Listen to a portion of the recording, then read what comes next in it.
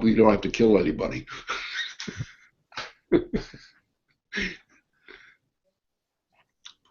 My name is Dennis Speed, and on behalf of the LaRouche Political Action Committee, as we do always, we'd like to welcome everybody here for our dialogue with Lyndon LaRouche. Some people are still on their way. Some had been, shall we say, are involved in another deployment, actually, and they haven't arrived yet. We'll probably hear a bit about that when they come in. But as everybody knows, we always get started with those who are assembled because the dialogue must proceed. So, Lynn, I'd like to ask you if you have anything as an opening for us, and then we'll go right to questions if not. Well, I think that there's a historic process in the making right now, and I think we're going to have to find out what that represents in terms of production. So I think we should probably just go ahead with it, take a starting point, and get the whole thing functioning. Very good. So we'll go right to our first question. Yes. Hi, Mr. LaRouche. This is Rick from Bergen County, New Jersey. I know you frequently use the phrase, we have to burn the bushes. And I just wanted to point out, I'm not promoting this, but I picked up this, can you see it? I picked up this book yesterday.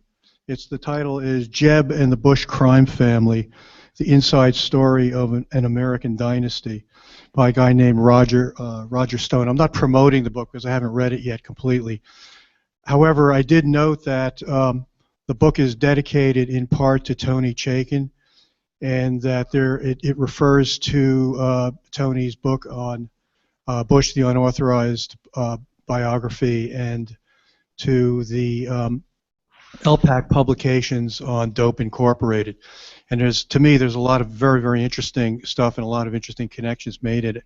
So I wanted to, I don't know whether Tony is watching this, but if he is, I think it would be very interesting if he could review this book for EIR. Okay, well, I haven't seen any head nor hair of this thing myself, so I can't make a comment on it. There was a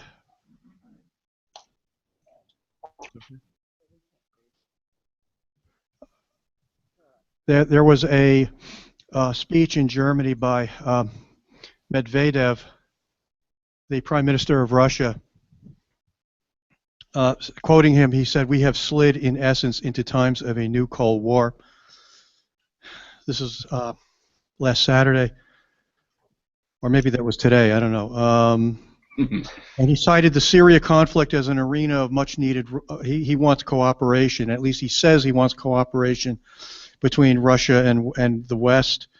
And the key to resolving that conflict in Syria was the cooperation of Russia and American military officials regularly, constantly, every day. Pretty strong statement. He also goes further to say that the U.S. and Western Europe had departed from a post-World War II security architecture that had ensured 70 years of relative stability. And then to quote him, "Do we really need a third global shakeup to realize the importance of cooperation rather than confrontation?" He asked rhetorically after mentioning World War II. Now, we have, in this forum, I believe we have stated in no uncertain terms the amount of money that Hillary has received from George Soros. And it's a very large amount of money. It's something like $7 million. Coincidentally, in the last few days, Soros has put out in The Guardian a column, which is pretty disturbing when you think about it, saying that the leaders of the U.S. and the EU are making a grievous error in thinking that Putin is a potential ally in the fight against Islamic State. The evidence contradicts them. Putin's aim is to foster the EU's disintegration, and the best way to do so is to flood Europe with Syrian refugees. He then accuses Russian planes of bombing civilians in Syria, and describes him as a gifted tactician but not a strategic thinker. He wants to break up the EU so that they can no longer respect the the restrictions on trade, and they will disintegrate economically and be forced to continue trading with Russia, et cetera, et cetera, et cetera. Very, very negative. Certainly doesn't sound like a cooperative view. And I wonder whether people realize that what this means, and apparently it's already been proven in her statements in the debates, that Hillary, should she become president, is a very, very dangerous person in that respect. I mean, she's in the pocket of George Soros, and we're seeing what Soros's position is towards Russia, which is something we don't need, you know, which is something that seems to be headed towards war if Hillary gets into office. Do you have any comments on that? The problem is that the whole story, back and forth, is not clear to me. It comes out as a jam of a bit of this and a bit of that in terms of the stories. Now, of course, on this Soros business, Soros is actually the author of this conspiracy. He has been. He's a part of Obama's organization, an integral part of Obama's career. So I don't think that anything coming from that source really says anything truthfully that we could confirm as being truthful. All we can know that Soros, of course, is Soros, which is the same name, really, properly. And Obama is evil. There's no question about that. He's a part of the same thing. He's a part of the Soros connections, which are British connections. So the issue is a British issue, and the Soros thing is a British operation, which is deployed into the United States. This is the same thing as Obama himself, part of the same package. So this is garbage. I think what we can say is there is ready information accessible to people who are respectable people, and they can provide a picture of what the current situation is, what the issues are. Now, most of this stuff is garbage anyway, in one way or the other, because it's not really a practical kind of representation of the nature of the thing. What is happening now is that actually Putin and China, especially, are the only hope for peace in the world in general. Because what is happening there, what Putin is doing, and if people understand Putin as I do, there's no real mystery about this thing. He has a long history. Putin was actually a member of a family which was slaughtered by the Nazis during the warfare period, and Soros was in the same period. He's the worst scoundrel I know of on the history of mankind to date. I mean, he really is a scoundrel. I mean, here he is, Jewish, father Jewish, he's Jewish, other parts of the family. Now, what do? They become a part of the Hitler operation, setting up the Hitler operation while it was still alive.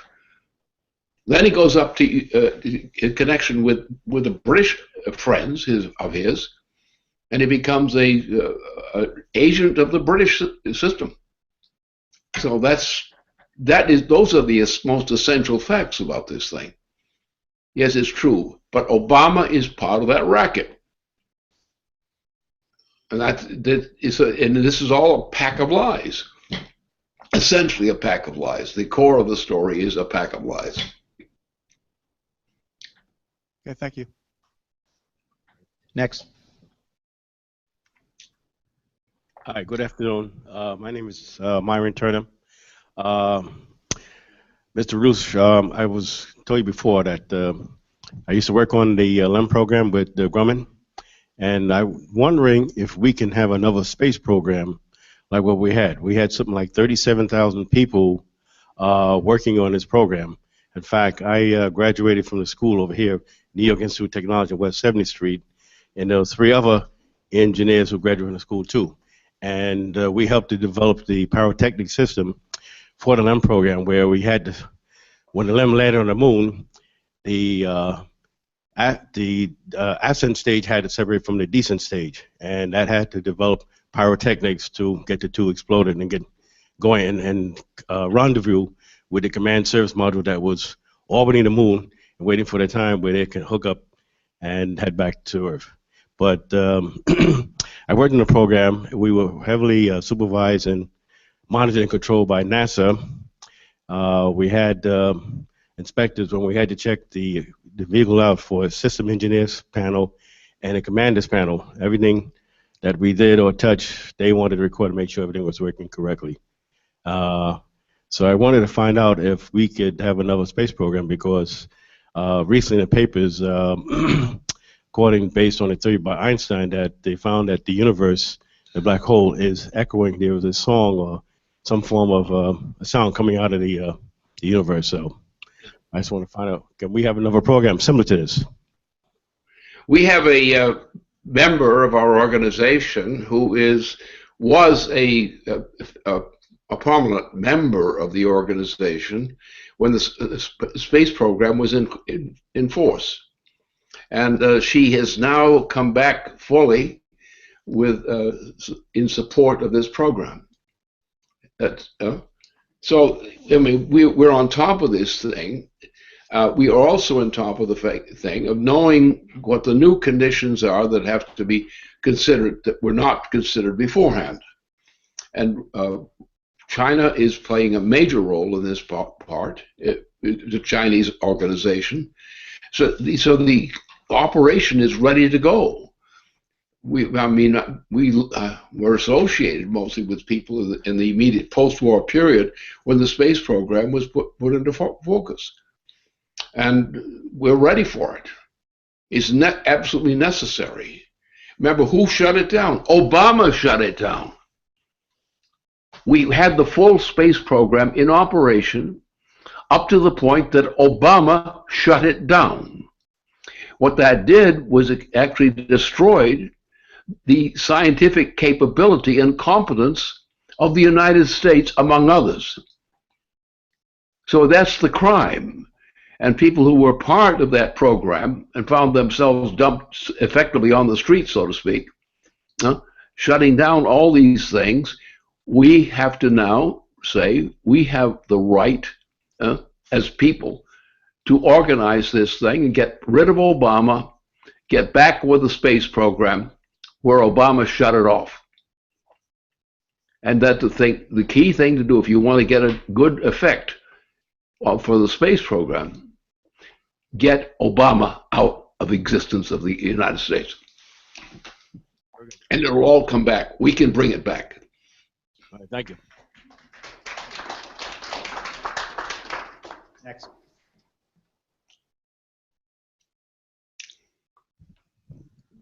Thank you. My name is Darwin Clark, and I'm originally from Haiti. And first of all, I have been making some. I have to excuse myself because I don't speak really good English.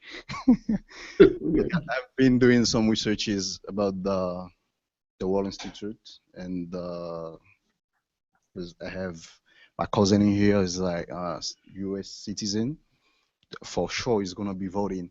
But my question is, as I read this, I mean the book, I could find, I heard as well in your words, I could understand and see a couple of differences between the candidate and Obama's organization.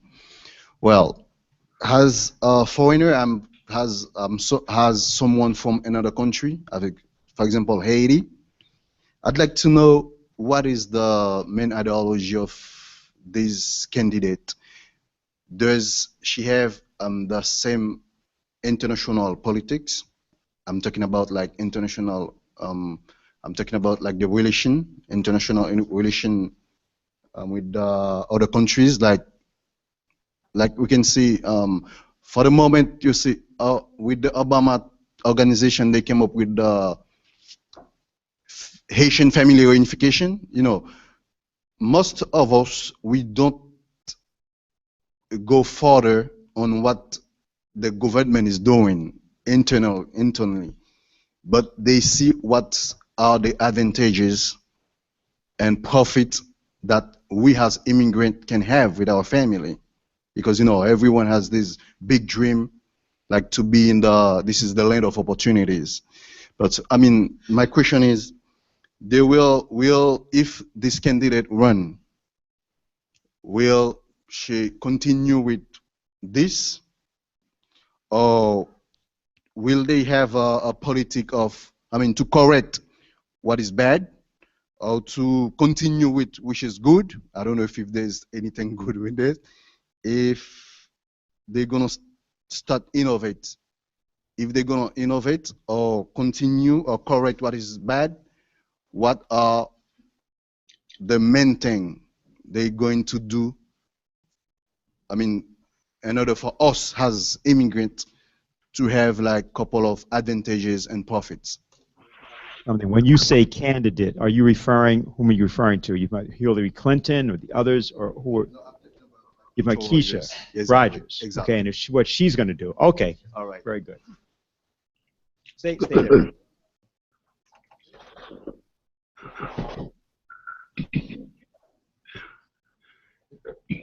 Well, you want the answer on this thing?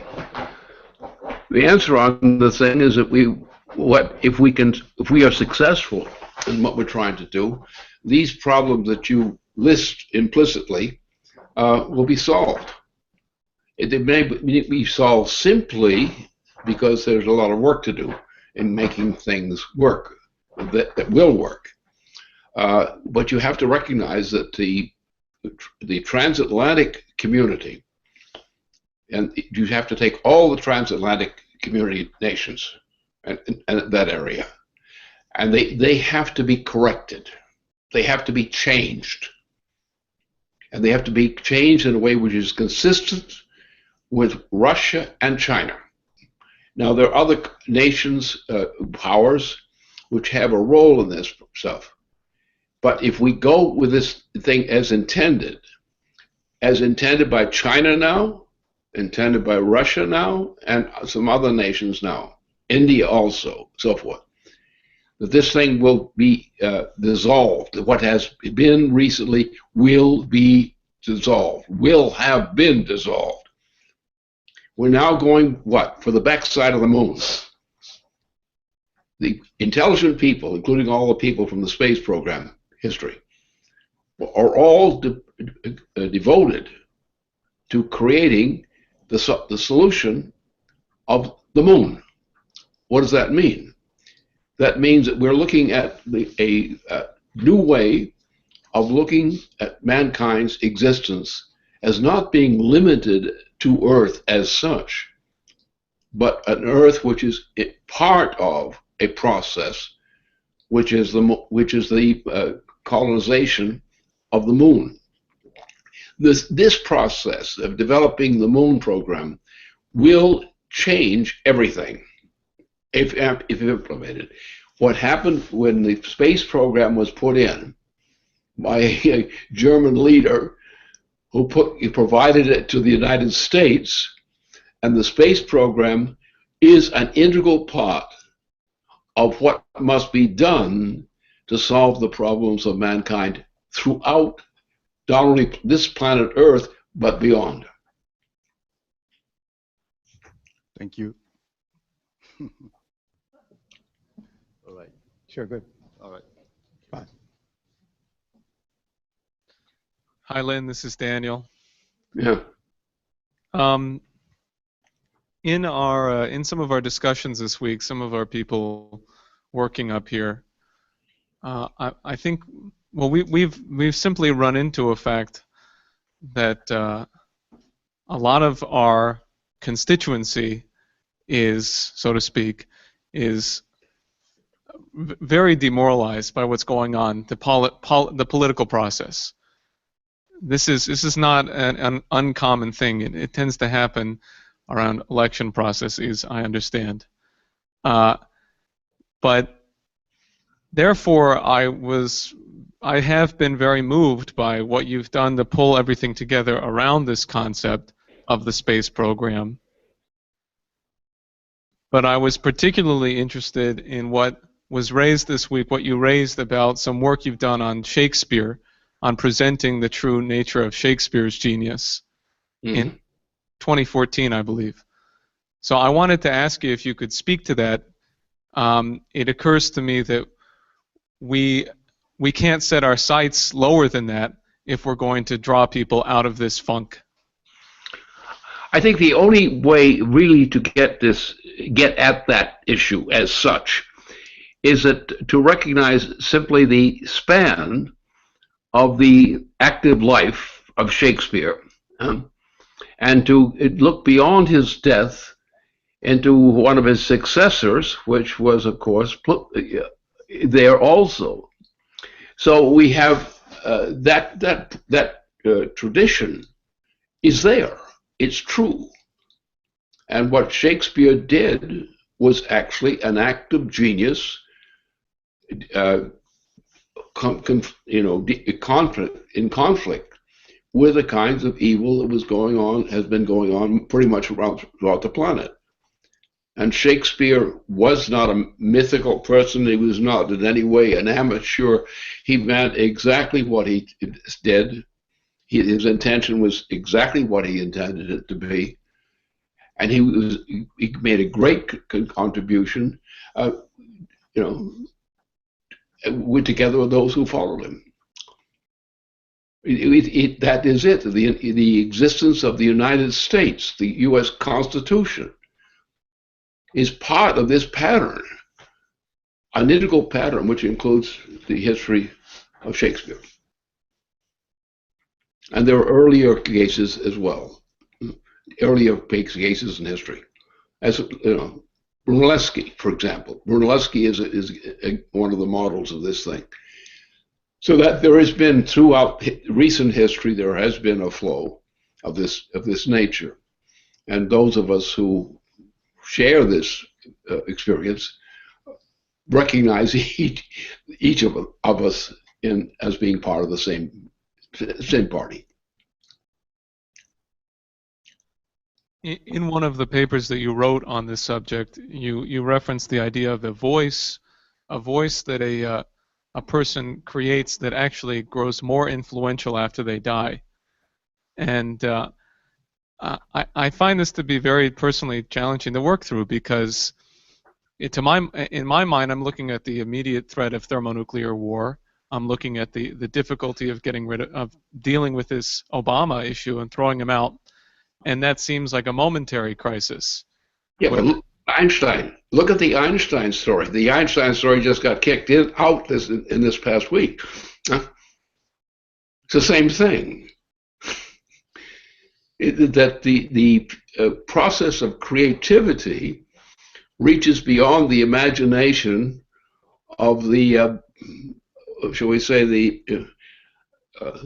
technicians. Technicians are always wrong. We find that, I think we have an experience of that even just recently in the past hour. Thank you, Len. Next. Good afternoon, Mr. LaRouche. I have two questions today. The first question is what do you think are the implications of the recent attempt on Assad's life are?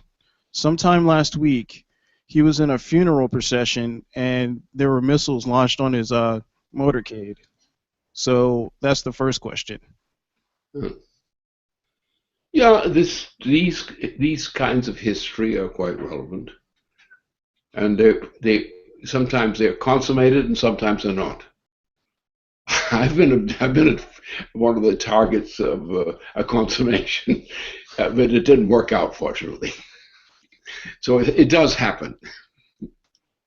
And the second question is do you think that the Supreme Court is holding back Obama's holding back Obama's climate change? Do you think they're doing that for the right reason, or do you think they have something more nefarious on their mind? I think the whole crowd is of dubious merit. That doesn't mean that they're useless or that they're wrong or rotten at all times. But I would have to say, on the record of the law, on the history of the law under the United States ruling, the corruption is massive and outnumbers everything else. Thank you.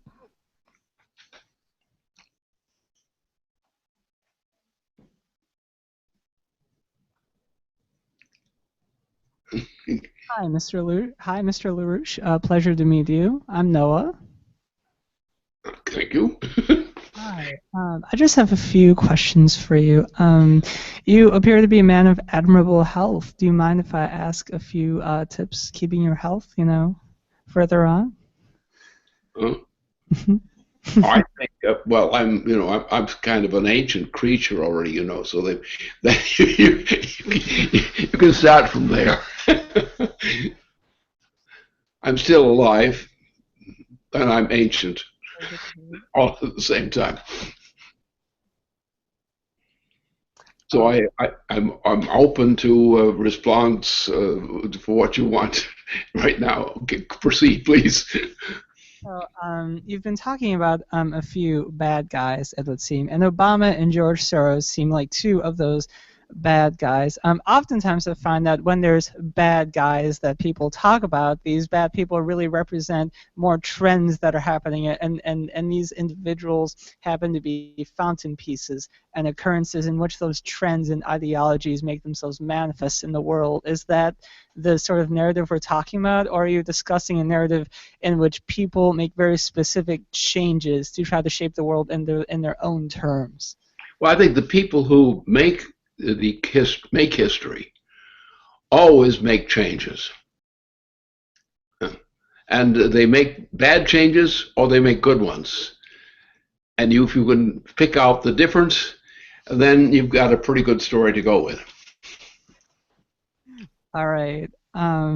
And individuals like Shakespeare and Homer, to continue on this route, many scholars are not entirely sure whether those were actual individual people or whether these were conglomerations of things that people had written under a certain name and sort of narratives like those. Do you think that makes a difference in studying the materials of such individuals as Shakespeare and Homer, or does it not really matter too much? It matters greatly, but the complexity of the interpretation is ghastly and vast. You don't get true answers precisely given, usually. You get myths, nonsense, this, so forth. And if you can sit there and watch the idiots playing in some large event, they're out there. They're all singing about this. They're talking about this. They're breaking this. It's all nonsense generally. What you have to do is you have to actually go down and check something and make sure you're getting the right fact and stick to the fact. Don't try to depend upon interpretations of anybody's opinion. All right, thank you. So I've watched a little bit of the Young Turks, and there's a fellow named Cenk Uygur. I'm not sure if he actually started Wolfpack, but Wolfpack seems to be very much his in a way. What do you think of the Wolfpack, this group of people who are trying to get money out of politics and declare a constitutional convention to actually severely limit the impact of contributions on the political process? There's very little. I mean, for example, you could take Putin is very useful. Putin is a very useful person. He's not the only useful person of that type, but that's the case. Most of the officials in charge of the European nations usually have more frequently bad habits than good ones. So therefore, it's something you have to work out, and you have to work it out on the basis of the actual practice. What is the practice, and what is the consequence of the practice? And you got to figure it out for yourself. Otherwise, you will never know what the truth was. All right. And I understand that you support an individual by the name of Keisha Rogers, who is running for a political office. Who is Keisha Rogers, and what is this office she is running for, if you don't mind me asking? She is one of my close associates. She's a genius. She's demonstrated that repeatedly. She was a supporter of the essential development of the space program. She still is active, a supporter of the space program. She's one of the leading personalities in the United States, of all the personalities in the United States, in terms of actual merits. Very good. And what office is she running for? Is she running for an office? Oh, she's running for office. She's more than running for office. She's always all over kinds of offices and beyond. All right, very good to hear. So one of my largest interests, my major in college, it's very obscure. It's actuarial science, but it does rub shoulders with economics. I am a firm supporter of populist economics, including like risk consolidation among different groups, such as that we saw with the populist civilian Jennings-Bryan Day, and employee ownership of corporations. What do you think of those two ideas that people have tried to attempt? I think the problem we've got many packages that people present, and the packages have to be tested. The packages are not things which are dropped out there, and they do not qualify themselves simply because somebody says they're qualified. I mean, you've got to get into the real qualification process. You've got to know what it is, and you've got to have your facts clear. You can't use sentimentality as a standard for prejudging what is true and what is not. Understood. In the upcoming elections... Excuse me, can you make this your last question just because we have other people who have other questions? Oh, absolutely. I'm quite sorry. Okay, so I'm planning on being an actuary as a career. Could you give a pointer as to how I could use my actual career to benefit society as a whole? Well, it's actually a matter of study, and the question of what your depth of study is and what the competence and efficiency of your method is. You have to demonstrate it. Everything of that nature must be demonstrated. Otherwise, it cannot be believed. So therefore, what you have to do is you have to actually have a supporting argument for the people around you, for the people of other nations, and so forth. You've got to meet that standard, the standard of truth, and what truth means in terms of the consequences of what you think is truth for the effect on mankind in the future. All right, well, thank you very much, sir. I'll let some other wonderful people here ask you questions. All right. Okay, hi Lynn, this is Avneet. So over the past few weeks, I've had a lot of fun organizing the Indian Americans and the Indian community here generally. Oh. You mean the American Indians or the Indian Indians? No, the real Indians, the Indians you encountered, the Indians who fought the British successfully through nonviolent action. But anyway, I was at an event at Harvard last week where they hosted a lot of these Indian diplomats and Indian business leaders last weekend, and in a public and private discussions with many of them, it was very clear what the BRICS represents. In other minds, and in my organizing, some Indians and most Americans, but some Indians are still not clear of what the BRICS is, because in their mind they still think that, oh, it means India's going to get rich. Our GDP is 8%, and it's a monetary system that India is entering, which is not true. So I wanted you to comment, first of all, on that. What is this new paradigm that BRICS countries and that you have helped create? You mean from the nation of India? India as such? Yes. All right, well, fine. I have a long history with India, and you may know that. So therefore, Indira Gandhi was a close friend of mine, and she was murdered by the British. And as a matter of fact, she was murdered at the time I was being indicted for fraudulent charges against me at the same time. And the matter came up in a court case because Ronald Reagan, the president, and I had a close relationship with Indira Gandhi. She was a great personality. I knew her personally very well in detail. My wife and I both knew her very well.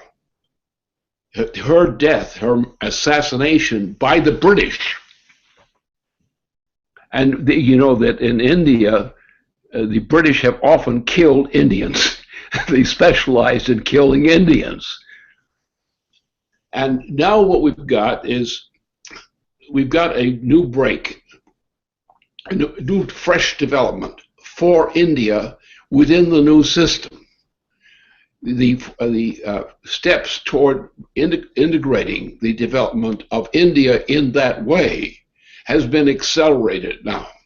They're not magical solutions, but there are opportunities.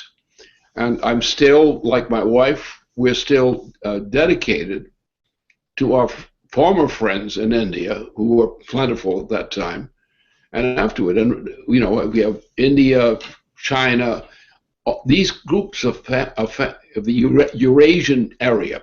These groups of the Eurasian area are actually the building block for the future of the planet as a whole. That is, the whole entirety of the planet, of the occupied planet, now lies chiefly, morally, in the influence of those Asian countries, which include India prominent, as China as well. Good. Another question I had is that recently, you know, Russia and China have asked India to be part of the Middle East peace process, to be part of the solution to bring peace to the Middle East. And I was thinking that, you know, why would, like, that's good, but what input would India have? And that, of course, comes from the standpoint of Mahatma Gandhi, the idea of direct nonviolence, the idea of peace through peace, not, you know, to fight your enemy through by not having a violent thought in your head, and by actually having a higher idea of what mankind is and must become, because that's what Gandhi's idea was. And over this past weekend in Boston, I did have a discussion with somebody who is very close to the Gandhi family, who's a former politician, on this question that India today needs to aggressively use their successful experiment against the British Empire, which Gandhi launched, to not only to bring peace to the Middle East, but also to remind America of their own successful experiment with direct nonviolence, which under Martin Luther King, because MLK was heavily influenced by Gandhi. And America needs to be reminded of that. And India, therefore, in my mind, I was thinking, that yes, that's something that India could bring to the table, and that is exactly what this new paradigm represents. Well, that was always there in my knowledge of India. And I was in military service in India, the Indian period there. So there's no problem with that. I understand this completely. And what we're getting a cooperation among China, India, Russia, etc. We're getting more and more nations in the Eurasian area in particular. And the whole Eurasian area is actually making up for the failure of the Euro system, of the transatlantic system. the transatlantic system is the area of catastrophe generally for the rest of the planet. Yes, absolutely. Just one final comment is, is that at this conference, and I was at another BRICS event at Columbia yesterday with another friend, and there's this line thrown by the British Empire that, oh, BRICS is over, China's slowing down, Russia's slowing down, which is completely crazy if you look at Wall Street and the transatlantic system. So, we had a lot of fun just standing up and just telling people, no, that's a lie. You're just lying. Well, it's more worse than that. They're also incompetents, thieves, and idiots. So don't worry about the whole thing.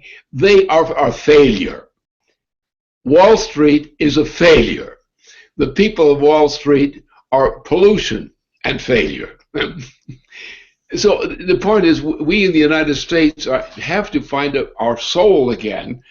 We've lost it. With the Bush family, starting with Prescott Bush, for example, and so forth. The Bush family, these are the enemies of the United States, or the enemies of civilization in general. So the question is building up a positive construction of nations and bringing nations together for a reconstruction of what mankind means. And what the space program, as we see, which is being pushed by Russia and others, and China especially, we're moving to a new conception of mankind. No longer are we looking for a bedroom in Earth.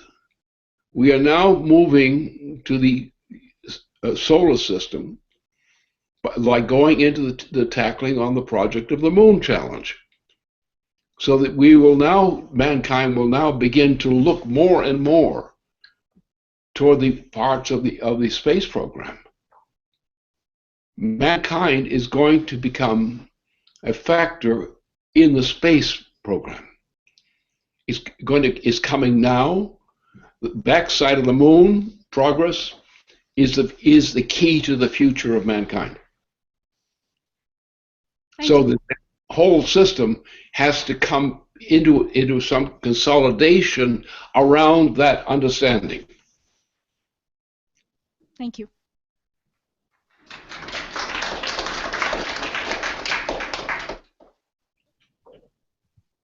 Hi.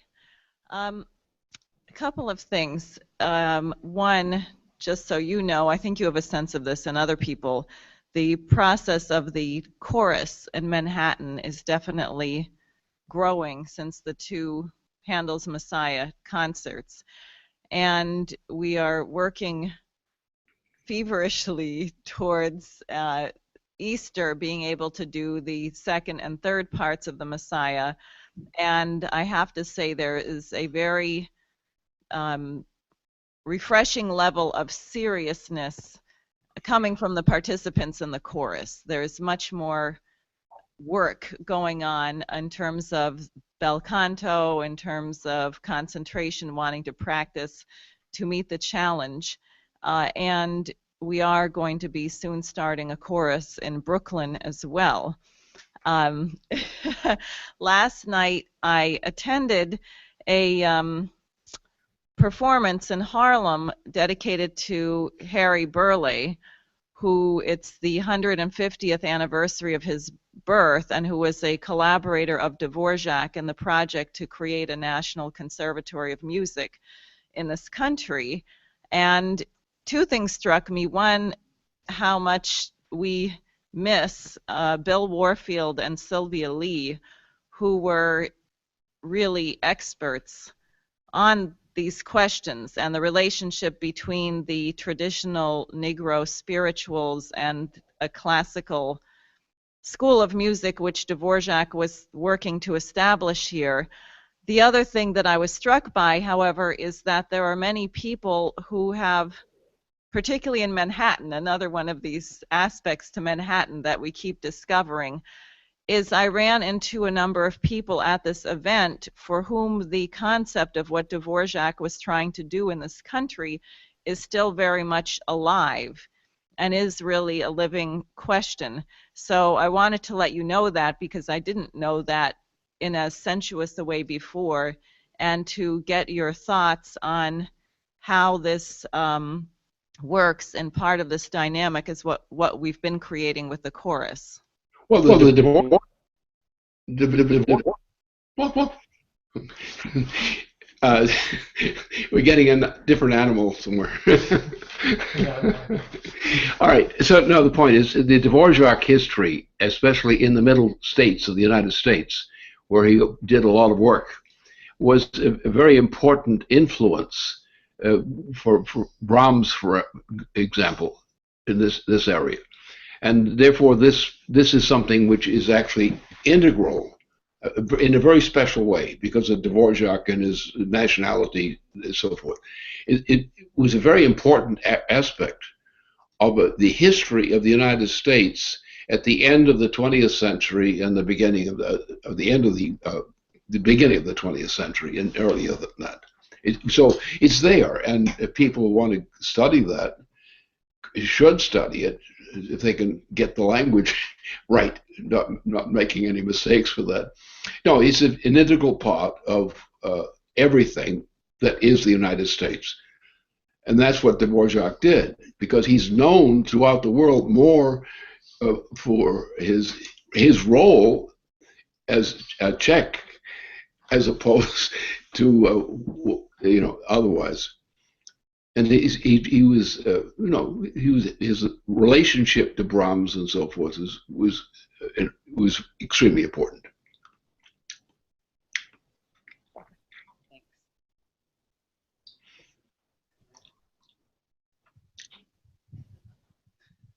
Aha. All right. Hi, Lynn. This is Asuka. Okay.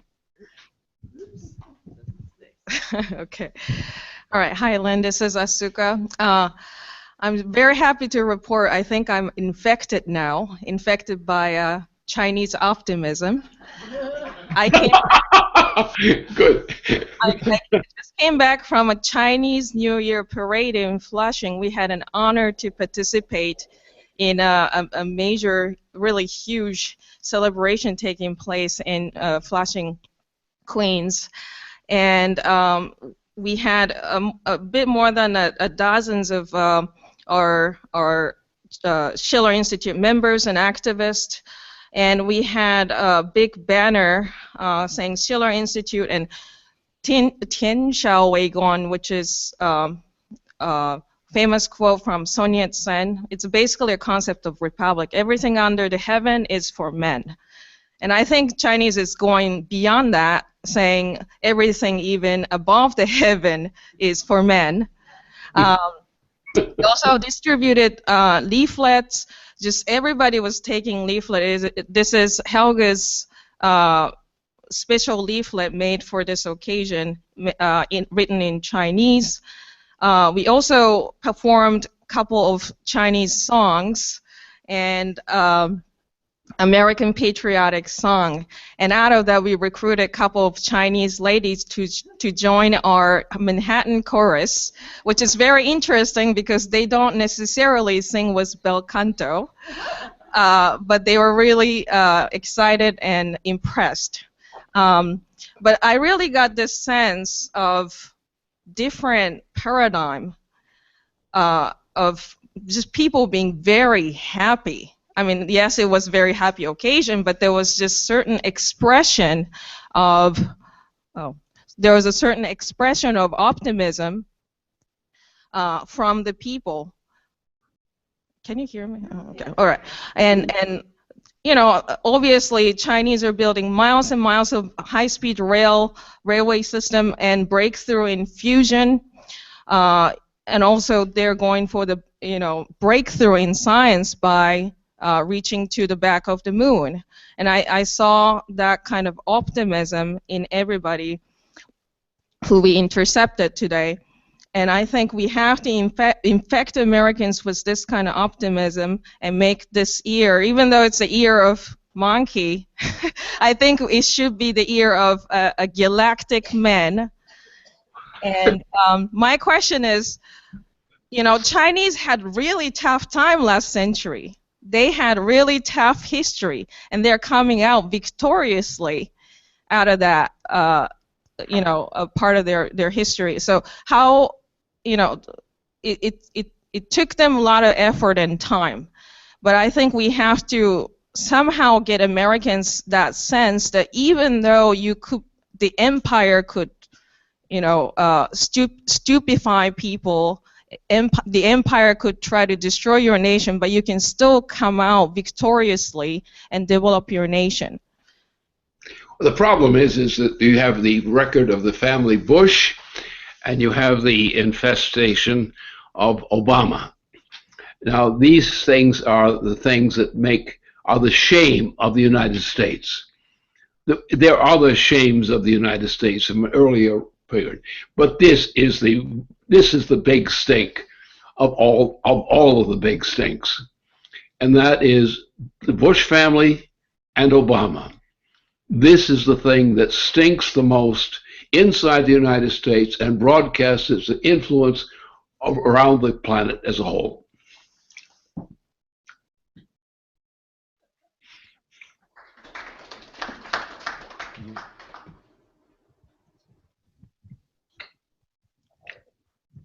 Hi, Lynn. This is Marcel in Manhattan. And I wanted to talk to you about Shakespeare once again. And this is a different Shakespeare play this time, the play King Lear. And I think it's a very, very important play. I'm currently teaching it now because it seems that the play as a whole is very, very closely paralleling, hopefully not to the end, but the current Western societies of the globe today. And I think there are a couple of things. Obviously, this is one of the Plantagenet plays where Shakespeare is showing us the just inane bestiality, I think, that basically brought societies to the verge of collapse and on into just, you know, what he obviously was warning his own people about and warning society about in the present time. The thing that I think, though, that's most important about it is when we look at the beginning of the play, where in Act 1, Scene 1, the tragedy occurs, where we have this sort of Donald Trump, Barack Obama type character in King Lear, it seems, who completely takes vicious, venal actions to destroy the kingdom. It, I think, occurs to us that the destruction, the collapse has already occurred just because the situations existed at the beginning of the play where these things were allowed to occur and people were conditioned so that they did not do anything to stop the tragedy from going forth to complete disillusion at the end. Now, it seems like throughout the course of the play, we're looking at an increasingly precipitous collapse where we have every form of degeneracy, dysfunction, pure evil, insanity coming together in mass. So my question would be to you, Lynn, what do you think in terms of observing this collapse throughout the lengthy course of this play, what's the key kernel, the key point that we should emphasize to use this play in the best possible way? Not really anything. I think all of it has to be taken as a whole. It's not that it was not a play which was intended for children to be entertained by. None of it was. And you have to take what Shakespeare's history was.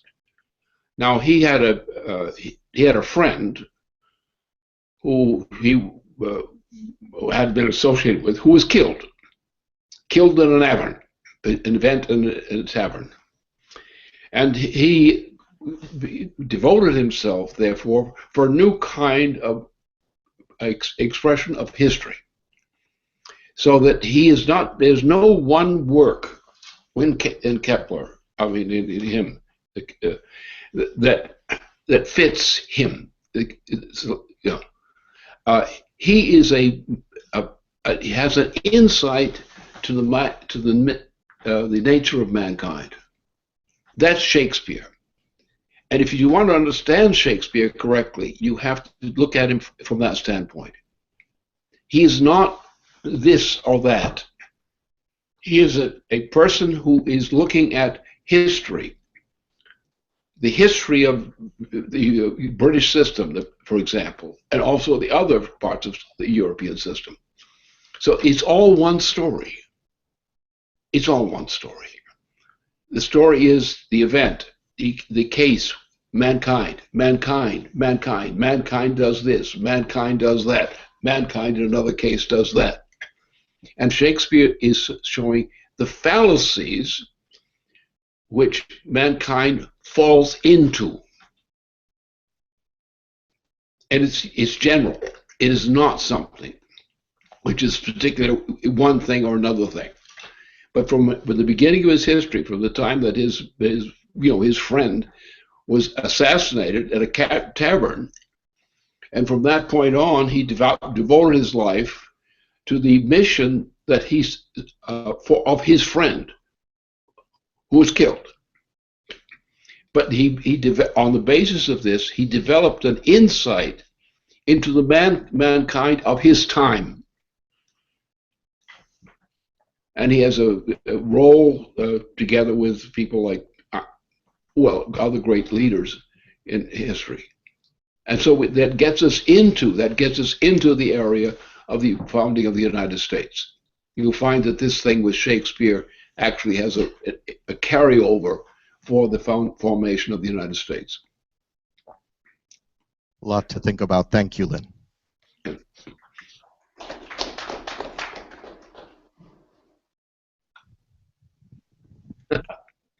Good afternoon.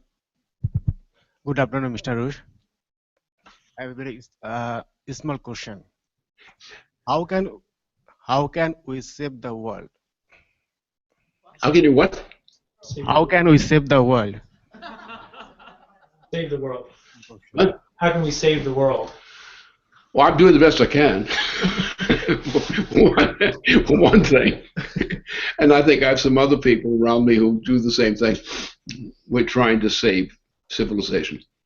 We're trying to save humanity. And we're more than that. We're trying to create something in the future which you have never seen before. And that's what you should be looking for.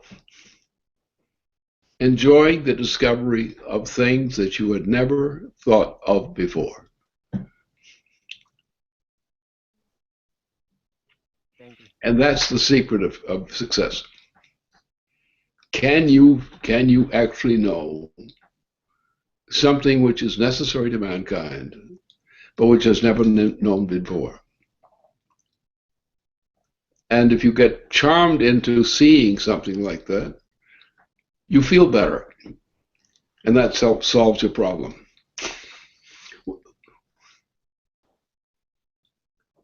Pursue that quarrel, that purpose. Enjoy it. And don't fuss about things otherwise. Just enjoy it.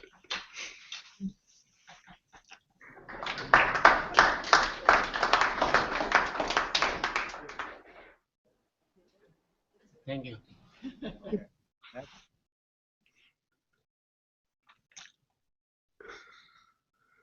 Aha! Hi. Good afternoon. This is Jessica from Brooklyn. Yes, of course. Okay.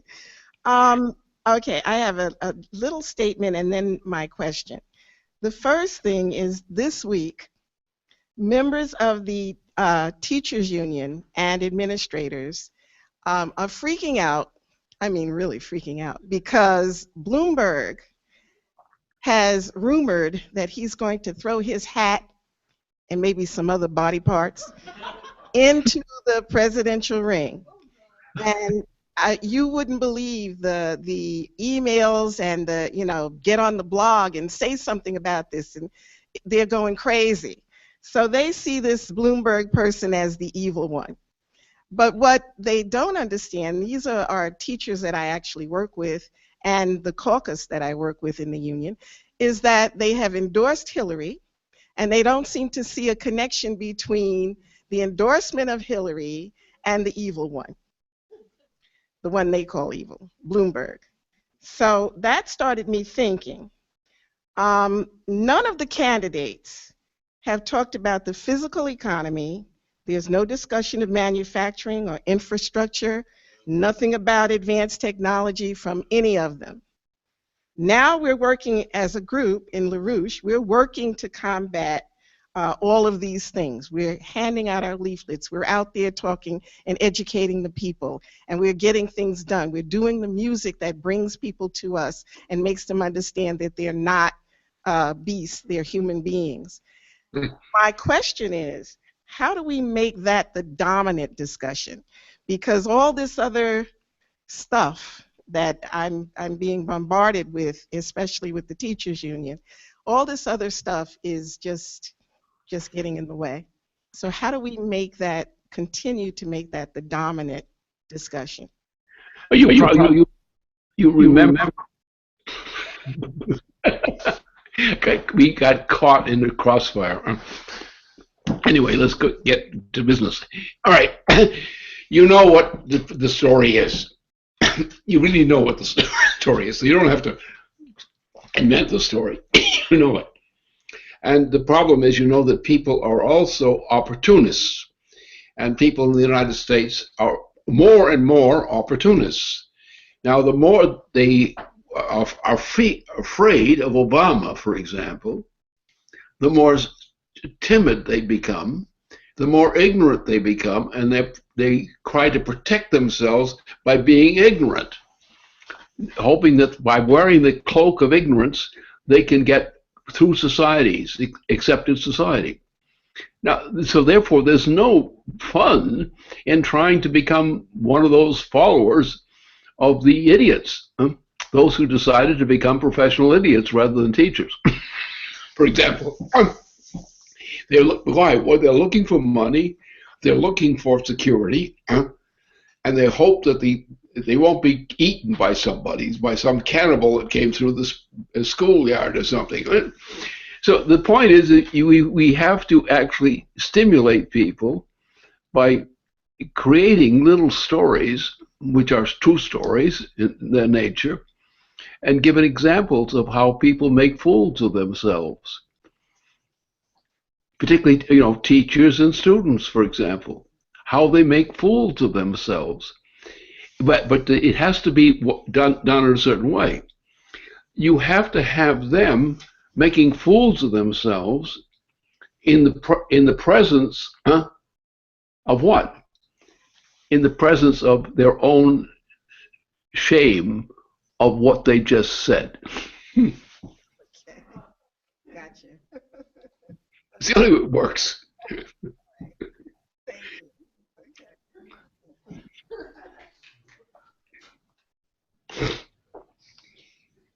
Good afternoon, Lynn.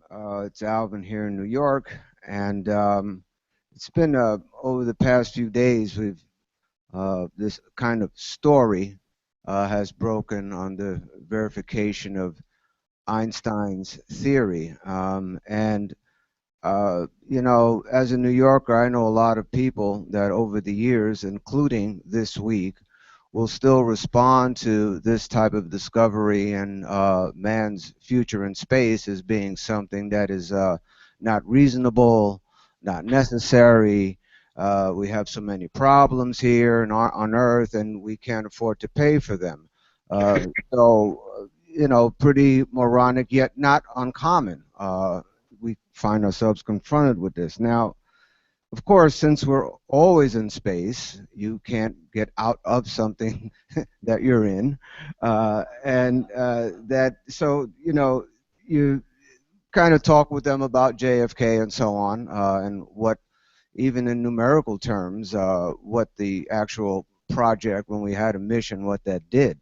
But Einstein was proven right. This theory that he forecast of the existence of gravitational waves. Now, we're doing work on this. A lot of good things are being written about it, and I have a great deal to learn about it myself, so I'm very happy that it seems that periodically mankind emerges, whether it's India with what they're doing around Mars or China with their projects around the moon, just to wake us all up and realize what lies before us. Now, how is it that Einstein did this? How is it without so-called experimental proof, where many said it was not possible, and now through our advanced technologies have been able to do this? How is this possible? How, quote, on earth did he do this? Well, first of all, he was an intelligent man, contrary to his critics. That's the first point to make. And what happened was, in the influence of Bertrand Russell, who was, again, the Satan of his time, and people were kissing the rear end of Bertrand Russell. And people who were followers of Bertrand Russell, who was a thief and a liar and a degenerate, and they became degenerates. Now, I had, associations with some leading scientists back in the earlier part of the period, and many of us were operating in that capacity, but we were not approved of. We were not approved of. We were right. Now, what made us right? Well, first of all, what made us right is the fact that they were wrong. And why? How did we know that they were wrong? Well, because they chose to believe in a doctrine which was intrinsically a fraud. Most teachers today in schools, in universities, base their authority on fraud. They're frauds, or copying somebody else's frauds. Einstein didn't do that. Now, how has this come up now? Einstein's now is supposed to be a genius now, finally. Huh? Why? Well, because he had seen already what the principle was of the human mind. He understood it then. And so suddenly somebody says, he made this discovery. How does this miracle happen? It's not really a miracle. It is a miracle in the sense that some people are intelligent enough to recognize it was true. But the point is, most people today, in education, in political life, in policy making, everything, we are ruled over mostly by fraudsters and idiots. But what's the difference? What kind of a difference is it?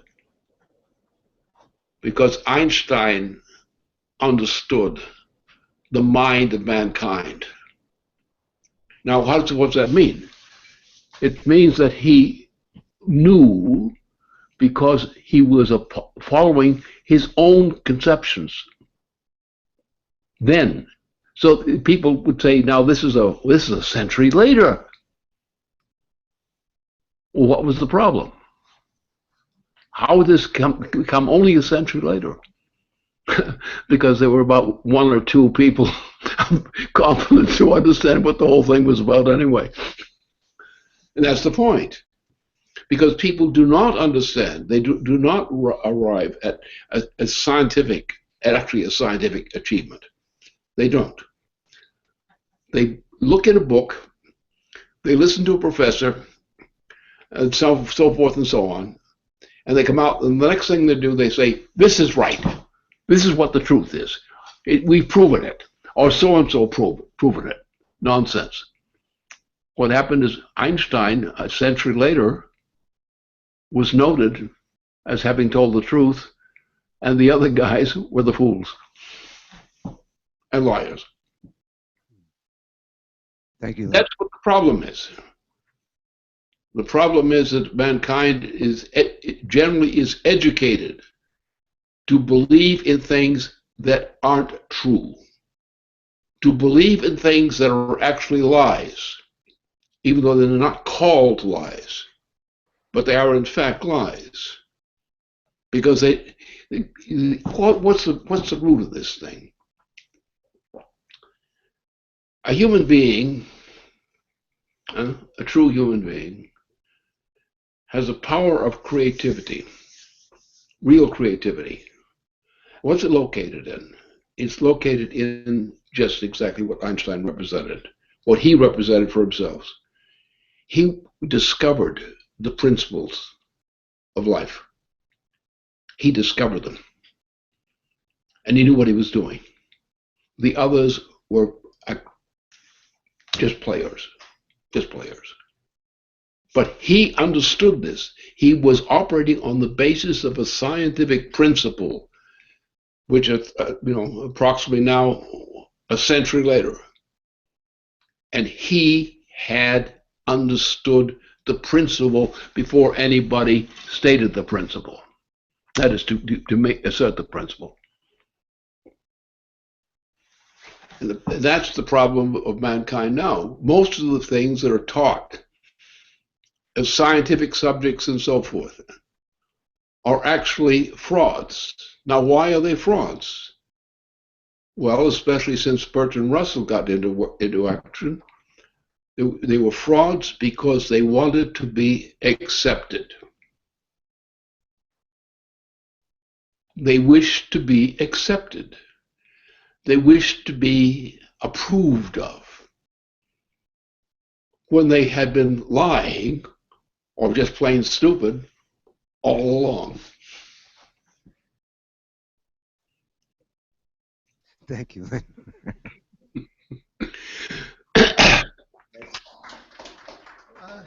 Hello, Mr. LaRouche. Good to see you. This is Howard from New York. Good. Yes. And I've been in a debate mostly on Facebook, even though to some extent in person on the phone, with certain circles that I would call progressive. And many of these people have been backing Bernie Sanders, and I've been convincing them that Bernie Sanders is a waste of time. And some of them even been backing some woman running on the Green Party.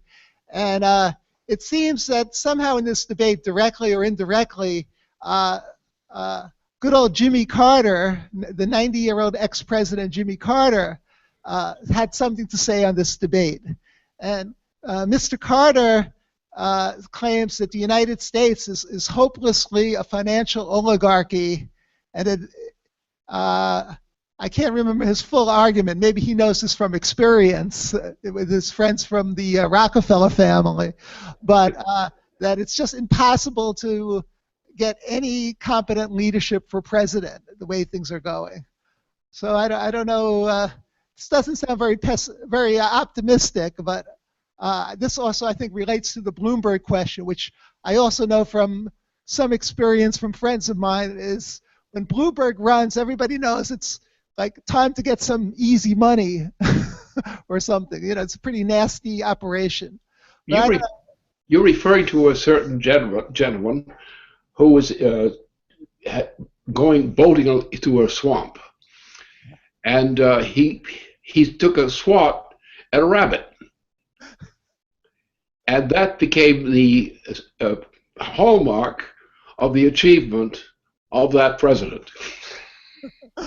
But anyway, but you know, Mr. Carter may have a more substantive argument in what we talk about, the whole Citizens United decision from the Supreme Court and the oceans of money even behind minor candidates like Jeb Bush. So I don't know if you have any remarks on that. I would say I would stick to my story on that case of him, that he did do that, and he did thereby convey to the people of my generation, he was the laughingstock of the nation with that thing with trying to hit a rabbit in the water in the swamp. I missed that one. It might have been a bit before my time in politics. No, no, this is in the latter part, the last last 2 years of his career as a president, and the thing that he was famous for at that time was the story about the rabbit and trying to hit the rabbit while going through a little swamp device to carry her through the swamp. And that was the thing that was made him remarkable to people of his time, was his swatting at the rabbit. I mean, is that how Mr. Carter made his living, or what? I mean, No, this is part of his character. That he would get involved in such a scheme as that. That he's taking the paddle out there to swat the rabbit in the swamp. And I think it's the only good story because it's the one you can laugh at. Kill a rabbit.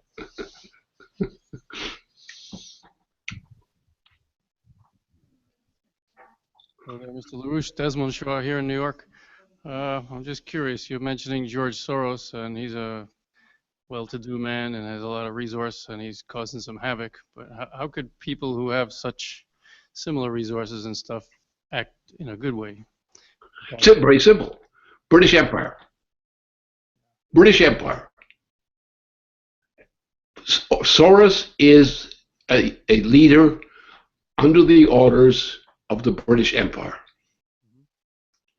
He was a liar. He's a degenerate. His whole family were a bunch of degenerates.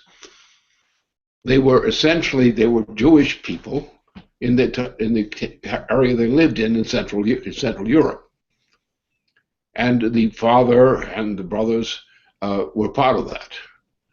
But then what happened in the course of things, of degeneracy, that Soros became a leading agent for the British royal family. And that's how this whole thing came into being.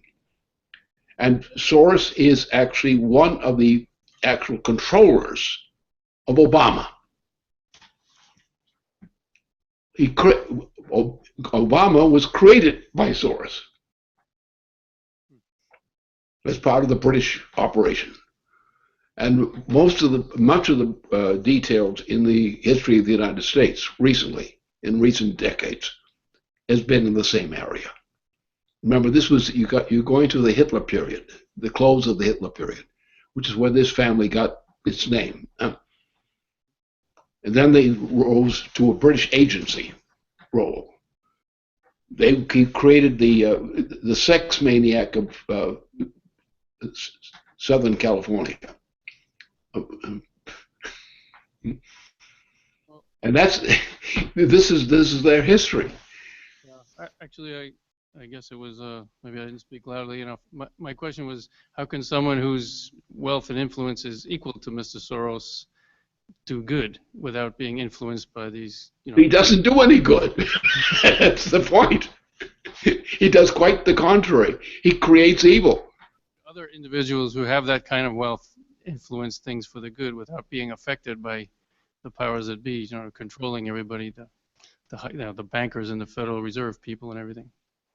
Most of them are evil too. Wall Street is evil intrinsically. Not all of them are Wall Streeters. I don't know. Okay, any note of optimism? What? Any note of optimism? I'm an optimist. Get rid of these guys. I'm an optimist.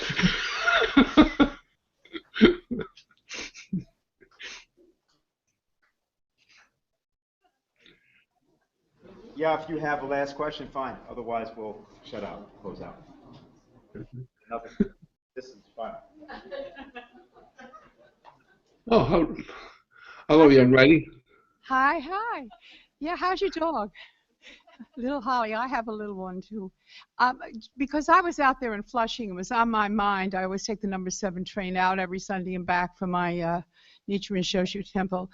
And last week, I had a recurrent bunch of thoughts. I was sitting across from another member at my temple, and he was in a conversation, and I just made myself shut my mouth and just keep listening. Don't get involved in somebody else's, business right now. And then as the train was, meandering down into the bowels of Manhattan through the tunnel there, I heard him say, and I went, oh, yeah, I know this. There's a fellow at our temple that was working for the heads of bridges and tunnels after 9/11. Or excuse me, not after 9/11, before 9/11, when the bomb went off, when Clinton was president, down there in the garage. And all these engineers were there, and security and workers and the like. And then I remembered, yes, this fella saying the thing that he couldn't get over and keeps going over in his mind after 9/11 happened is that first the engineers came in and said, hey, there's no more money. They've cut a lot of the money and we're going to be leaving. And we just came to let you know that and to tell you thank you for all your help and bye. He went, wow, the engineers are going, huh? And then he said a couple of weeks more, and in came security. And security said the same thing, cutting money, and we got to leave. What? Well, who am I? I'm an office boy, really, basically, so what am I going to do? And he said, and then what was left were these guys climbing upside the buildings, and I kept looking at them and thinking, wait a minute. And he said, and inside the buildings, and I went up to one of the top floors, and I looked around, and I said, what are they digging this and that? He said, these guys, they're not even Americans. He said, I don't know, maybe. And this fella said they were Afghanis. I thought, oh, no, maybe not. Maybe they were Wahhabis, because of the Saudi Arabian connection, with 9/11. And it really upset him. He said, what the heck? Then I remembered, and had remembered before this, that during the 90s, it seemed on Life magazine or Time magazine, you saw these buildings on the front page, like the one in Chicago, maybe to make room for Trump Tower or whatever, which was literally imploding. And this man had discovered a way to take down these huge skyscrapers, imploding them. And I remember looking at them and thinking, wow, that's really something. And then I remembered when 9/11 did happen, about across the street from my father's fire department. I'm so happy he passed and he didn't see what happened. That there was a man trying to get through to Giuliani or the offices there that they had, screaming, those buildings are going to blow, they're going to blow, don't you understand? And I remember either reading or thinking, it's the guy that does all those implosions. Now, a plane did hit a building a couple of years later in Madrid, and the building stood. I remember 9/11, the conversations where I would go down to 9/11 Truth, and they would talk about engineers coming in and saying, no building goes down like that. I also remember the janitor Rivera coming up from, I don't know, the bowels of the building or the subway or something, and he saw that the bottom of the building had blown out before the top. Now I got to thinking, hey, and we're wondering why the 28 pages have not been read. Is it possible that this whole thing, besides we can say the Saudis and the British, was actually very much an inside job of some group of people in the White House that convinced people that these buildings were right there on the shoreline of the Hudson River? They were totally tall, huge, vulnerable. The traffic is coming from all kind of airports, and so forth and so on. And this was going to be a safety measure, when indeed it was part and parcel of the plan to turn this country into a police state, to put us into a war and what have you. And I just said to myself, maybe that is the actual truth, that when someone gets to be the president, suddenly they're being given the skivvy. And the very thing they said, we're going to put the 28 pages out there, suddenly they go, wait a minute. And then I recall this incident. This can only happen in New York, down in the subway. Why don't you let Lynn answer the question? Well, all right, but let me just finish this. And I picked up the paper and I said, oh, they killed Osama bin Laden. Yeah, he didn't even do 9/11. I said it to the whole damn station. I was so ticked. And that isn't the guy. He was 6'7", and this guy's a shrimp. And a woman, she said to me, oh my goodness that you say that. My brother-in-law was a traffic controller, and he called in 3 times to the, you know, whatever the big hoo-has are, and said there is a plane approaching the World Trade Towers. And finally, the last time, they told him to shut up. So I'm just saying, what do you think? Is this possible that this was deeply embedded, and it was the Clinton administration when all this stuff was going on? Well, let me make it clear. Now, when this event occurred, I was watching through the process there. I was watching the planes, 2 planes, circling the towers. 2 of them. And the 2 of them, these 2 planes, were carrying people from Boston, Massachusetts, from the airport, and they were taken captive by the Saudis, by Saudi agents. And the 2 towers went down and burned completely under those conditions. And then the members of the Congress said they had to protect the Saudis. And to this day, the Congress, on the record, on the majority record, still defends the Saudis who did it. And that's the only way to simply clear up the whole story. I was an eyewitness to both of those towers. I wasn't directly on but I was watching the cameras that were watching the events at that time. And I was the person who exposed this thing most significantly, both there and in Washington too, where the attack occurred also there. And since that time, the Congress of the United States has refused to recognize the crimes of the Saudis. Now, I'll tell you one more thing about this. I was also involved in this investigation before this happened. And I was working with some British Congress representatives of representation. I knew it. I knew who did it.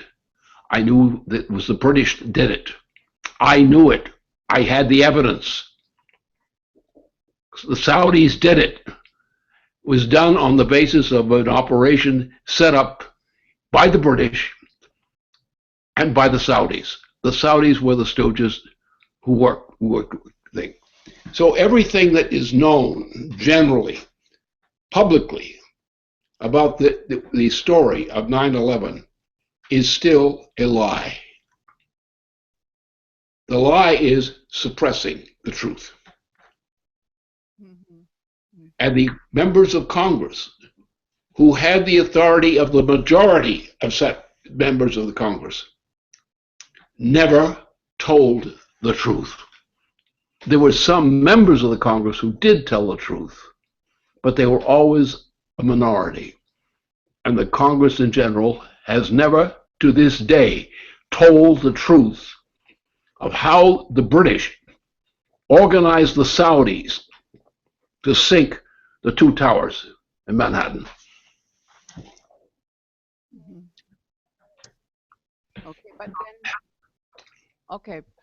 But one of the things, if they were to come out and say that, they may be very well afraid that then the Saudis and British would reveal the Americans that were involved. There had to be some Americans involved also. I'm just thinking that might keep their mouths shut because they don't want to admit that we have such rot here in this country also. I agree with you about the Saudis and the British, but they might say, oh, well, let's give you the real skivvy. You know, how did they get to plant these incendiary things in that building that the whole building blew inward? I know the whole story. I know the whole story. It was done exactly that way and no other way. No one died in Manhattan except in that way. And what happened is the towers were set off. The planes that were used were two planes, which were passenger planes, both of which were captured in Boston Airport. Huh? So the people in the planes were prisoners of the Saudis, pilots who set the thing off. I happened to watch in detail how that happened. Number one, I saw it. Number two, I saw it. There was no other story. That was the only truth. That the Saudis, the pilots, were organized by the members of Congress who did that, who supported it. Wow. And that's still the truth about Manhattan. There was nothing else but that. These two planes, which have been captured by Saudi pilots, one after the other, did all of the damage and all of the initiation of 9/11. Now the employees. Maggie, we can't continue. We have to stop. Okay, thank you, Lynn. Thank you.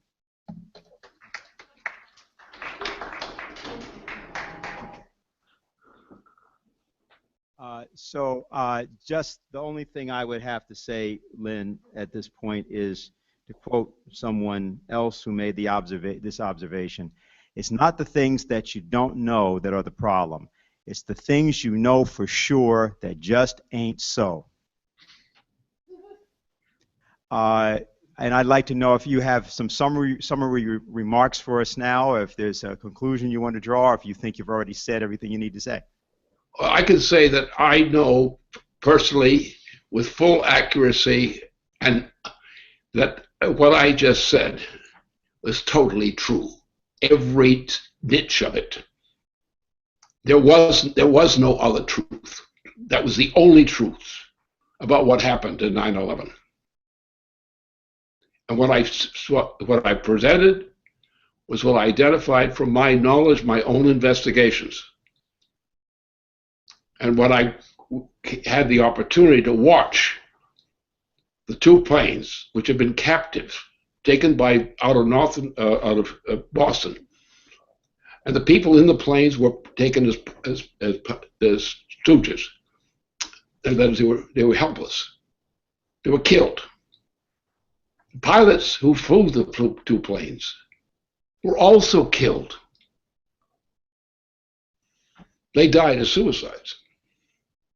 And that is the only story of 9/11. There is no version of the story.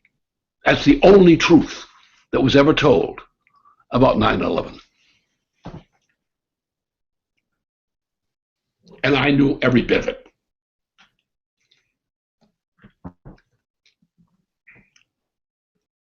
Okay. Good. So I guess if that's the end, then we will proceed from here. Okay, so thank you, Lynn, and then we'll see you again next week. Yep.